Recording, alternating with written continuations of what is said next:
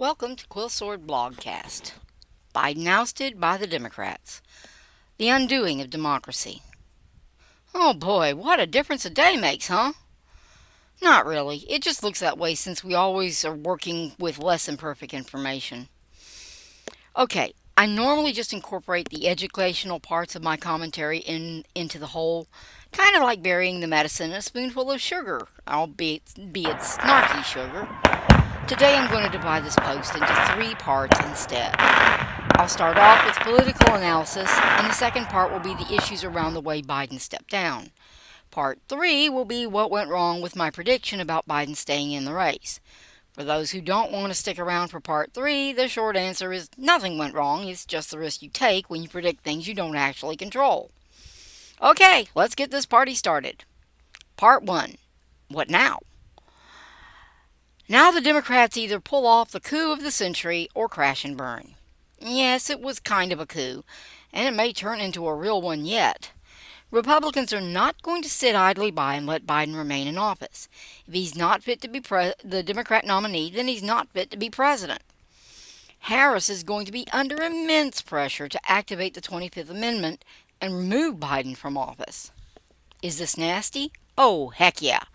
I am no fan of Biden's, but I can't help but feel a bit sorry for a feeble old man who is being backstabbed by those he is closest to professionally.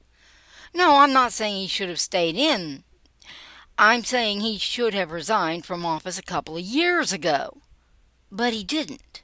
Instead, he won his party's nomination for president by a landslide, and his party leadership is stealing it from him because they care more about winning than about him or the country. In case anyone is wondering, the whole process the Democrats have engaged in since last year is textbook anti-democratic. It will only get worse from here as the party continues its desperate bid to not self-immolate. Constitution be darned. So where are we? Assuming Biden legitimately withdrew, which is most likely the case, but the question remains open until he gets on a podium in front of cameras. See Part 2. Then Harris is stuck with the glaring hypocrisy of leaving an incompetent man in the presidency when his own party doesn't think he's capable enough to run for a second term. The howling has already begun and will quickly drown out the faint praise from the Democrats of Biden's patriotism for withdrawing from the race, but not the office. Edit. I didn't even get this recorded before news broke that leading Democrats may have threatened to remove Joe Biden from office if he didn't quit the presidential race. If so, it means Harris will not be invoking the 25th Amendment as Biden's withdrawal was contingent on his remaining in office. It also means Harris is both corrupt and complicit. The office of the president exists for the benefit of the United States of America and her people. It is not a tool for a political party to use to settle its internal conflicts.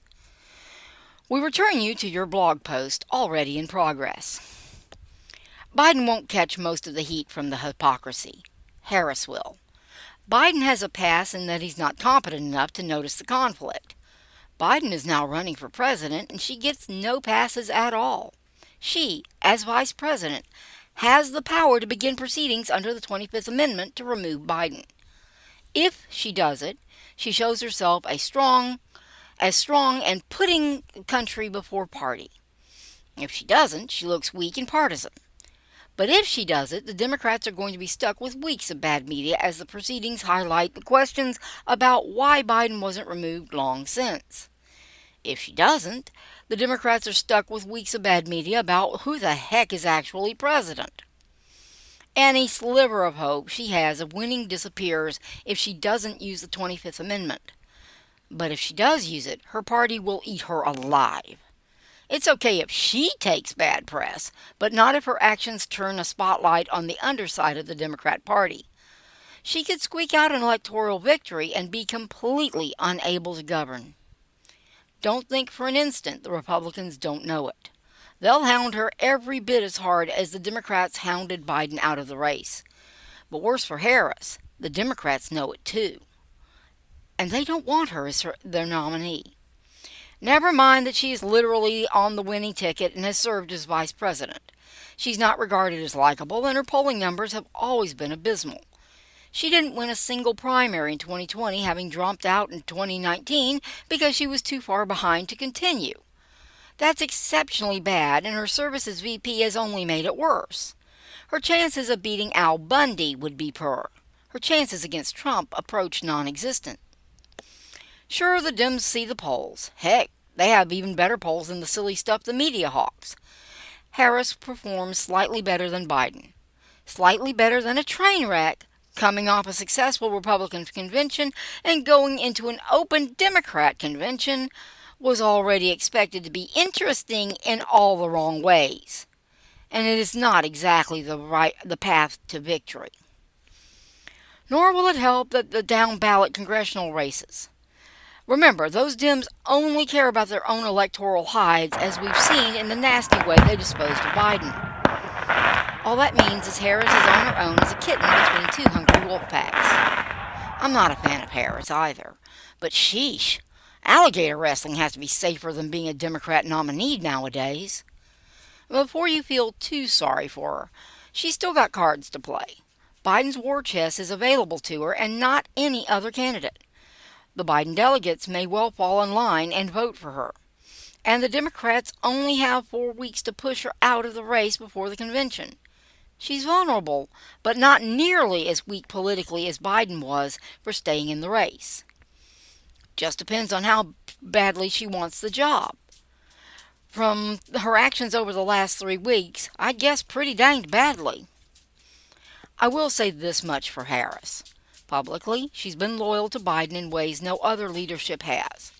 Oh, it's probably somewhat self-serving, but still, she went to bat for her president, and I have to respect that. It's going to cost her. She knew the truth, and she didn't tell the American people. You know, the folks she actually works for. That's a vulnerability the Republicans can drive a truck through. This new Republican Party shows every sign of being willing to get in the trenches and fight. Harris can't count on the old milquetoast Republicans to back off and wring their hands in the background. She will be getting hit with the hard questions straight out of the gate. And in all likelihood, her party will be passing out the eggs for the Republicans to throw. The leakiest White House in history is about to become a fountain. Every misstep Harris thought about making is going to become public to go along with her already legendary gaffes. The Democrats do not want a Harris nomination, and they don't want a Harris presidency. If they did, they'd have already been clamoring for her to use the 25th Amendment. Forcing out the token black female looks bad to the Democrat base. So much better if the Republicans can do it, preferably before August 19th. A Harris presidency will look like what it is, a coup. A Harris nomination means a likely loss, and if they did squeak out a win, they're stuck with her for 4 years. Yapper's much better to let the Republicans do the dirty work this time. Unfortunately for the Democrats, the Republicans can't force her out. Oh, they will make her political life total hell for the next 6 months, but they have no leverage to get rid of her. The Democrats are going to have to pressure her to step aside or to run a blistering nomination battle at the convention. Having her bow out is best for them. Harris has made perfectly clear she's not doing that. They could force her to accept a VP like Newsom or some other up-and-comer, but that hurts her chances of actually governing should she win. So Harris won't go along quietly for that. Option 3 is a nuclear convention. To be fair, the Democrats have messed up so badly that they may get a nuclear convention regardless. A lot of sharks smell blood in the water. Obama pointedly did not endorse Harris while the Clintons did. That bit of theater may signal a division in the leadership, or it may be taken as such a signal. Pelosi has lost a lot of her political capital in ousting Biden. The down-ballot crowd is probably more than a little rankled at her leadership, letting things get this bad. She's powerful, but not invincible. She ain't young either. The young Dems, the insane base, and the skittish donors are now almost certainly all at odds. Plenty of gas on that woodpile. Anyone got a match? Or then again, maybe not. Democrats appear at the moment to be rallying around Harris, which would be the smartest thing they've done in a couple of years. They need a consolidated, unified party instead of the backbiting clown show they currently have. Picking a lane and going for it would be the smart move. We'll see how long it lasts. They're Democrats, so a week, maybe? Edit. If the allegations of Biden being forced out with threats of removal from office are true, this changes the dynamic for Harris and the Democrats. They cannot afford a grueling floor fight at the convention and will be pulling out all the stops to prevent it. Oh, this is still a clown show. Only morons would have set something up like this that is this destructive just to force Biden out. They had the 25th Amendment back at the beginning of the primaries, so why wait until massive damage was done to the Democrat brand? If they manage to salvage this disaster, it's not 4D chess, it's pure dumb luck. We rejoin your blog post already in progress. Harris is under fire for her role in the Biden health scandal, and it will only get worse. Either intentionally or unintentionally, Biden is already making it worse. Which brings us to part 2. Part 2. Where's Biden? Presidents aren't supposed to play Where's Waldo when they are doing big stuff like deciding not to run for re-election. They really shouldn't do those things via Twitter and a letter on personal letterhead. This is the 21st century and a quarter. We don't have to have press conferences in rooms full of equipment. A smartphone and a Zoom call are sufficient to let the American people see their president sign a stupid letter or post a tweet. Instead, Biden has been MIA for days, and there are no photos of him actually signing the letter or videos of him explaining why he's stepping aside. The official word is that he has COVID, which he has had previously. There goes the entire vaccine theory, and is recuperating in Delaware. I know Delaware is a bit stodgy, but I'm pretty sure they have cell service and internet. So where is he? More to the point, how sick is he? That last one has massive implications. Did the Democrats take advantage of his illness to resign him from the campaign? Is his physical health also failing? Is he even remotely capable of discharging the duties of his office? Did Harris just claim the nomination from a defenseless, dying old man? We do not know. We are getting information only from the White House, and that is limited to he's getting better. And better than what exactly? No, it's not a conspiracy theory. Those don't actually exist. It's a set of valid questions that people have a right to ask. The timing is suspicious, and not just because I didn't think Biden was likely to drop out. He's had 3 weeks, but he finally succumbs to pressure once he's sick and out of the public eye in Delaware? He steps aside with just a tweet and a note? No video or photos? Gee, why would that be suspicious? I've already seen the "is Biden dead?" question surface on social media. While that seems incredibly unlikely, Biden's return to his hermitage is ill-timed at best and highly suspect at worst. If the Dems want any chance at legitimacy going into their convention, they'd best haul Biden out in front of a camera now. He doesn't have to give a speech, just look into a lens for 2 minutes and affirm that he is indeed stepping down and will provide more information when he's doing better. The longer he is out of the public eye, the more people are going to wonder what exactly made him change his mind when he did. When information is lacking, people tend to fill in the blanks. This is the one time when the Democrats absolutely do not want people filling in the blanks on their own.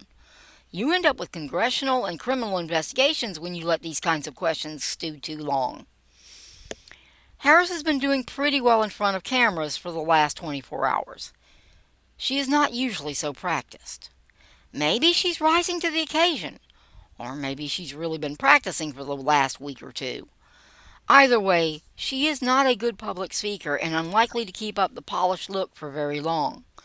With Biden MIA, she's going to quickly become the center of attention in ways that will not be fun. Where is the president, VP Harris?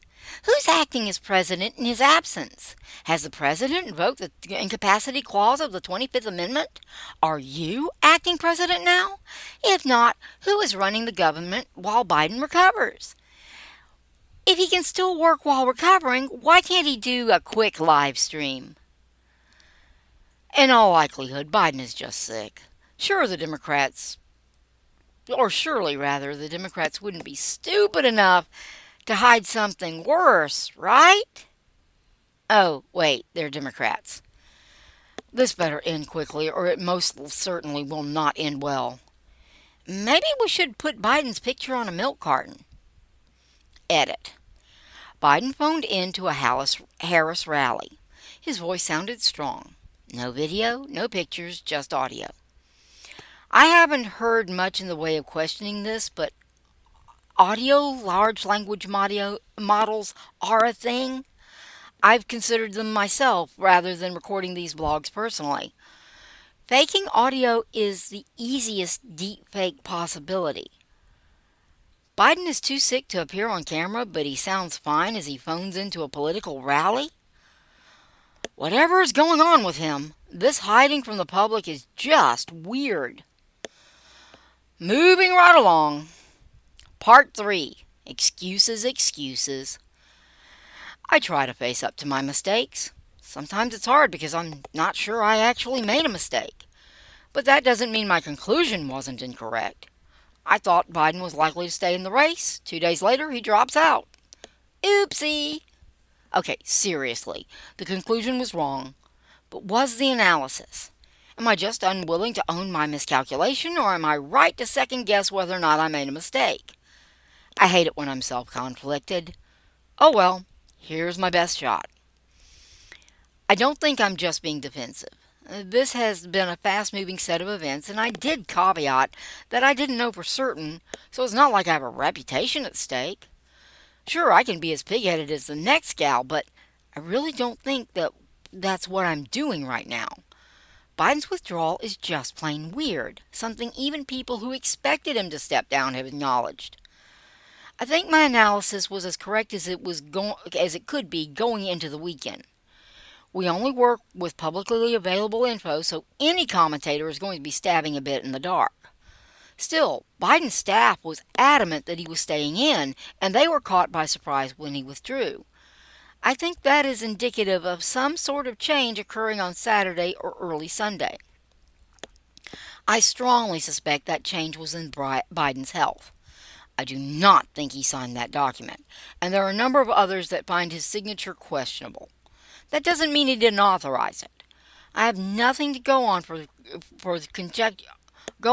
conjecture about that at this time. I suspect his health took a severe turn for the worse, and he authorized the withdrawal, or his wife did on his behalf. I do not think it was for the good of the country. I think the danger of Biden being unable to resume office was used as a cudgel to force the resignation from the campaign. Edit. This is, of course, different if Biden was in fact threatened with removal. Not sure how different, simply because we haven't yet got enough information. The next bit remains the same, if not even stronger. We're back from our unpaid non-promotion. I am very, very glad that I am no longer a Democrat. I should have left that party 30 years earlier.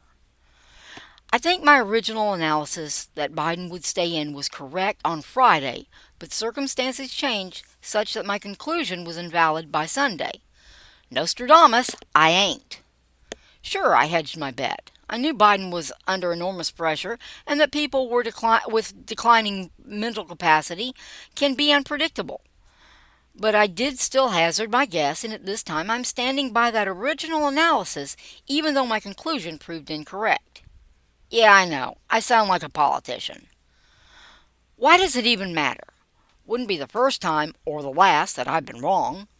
But part of why I write all these usually unread commentaries is to help people better understand the political sausage, so it isn't so dang scary when humans do what they do best and blow everything up. Sure, most of that is technical stuff like why polls aren't trustworthy and averages are stupid. But commentary is very much part of the political pie. You don't need to trust commentaries. You need to evaluate them. To do that, you have to understand that commentators are just people with some knowledge and a lot of opinions and hopefully a knack for analyzing the political world. People get things wrong. Sometimes because they just goof. Sometimes because their biases get in the way. Sometimes because they don't have enough information. Sometimes because they have way too much information. Sometimes because they outsmart themselves. And sometimes because they develop a bad case of the stupids. But once in a while, it's because things change too quickly or without their knowledge. You need to know that not because you should sympathize with the plight of the poor unpaid, buy a t-shirt, will ya, commentator, but because all of that applies rather to your analysis too. Yes, your analysis. When you research to find out more, or think things through, and eventually draw conclusions, you're doing analysis. So what if it's not professional level work? It doesn't need to be. But you do need to be able to trust your conclusions and know when to discard them. Watching commentators flail around is a good way to learn a trick or two about when to trust your thinking and when to rethink the thing. As you learn to evaluate commentators and the information they use, you also learn to evaluate your own thinking. Thinking is a skill we desperately need and so rarely teach. It's often not fun. Trust me, spending a day considering if I screwed up, or am I just an idiot, or did circumstances really change that fast, is not my idea of fun. But that kind of constructive self-critique builds better thinking skills, hopefully making me a better commentator. Who knows? Next time, I might even get it right.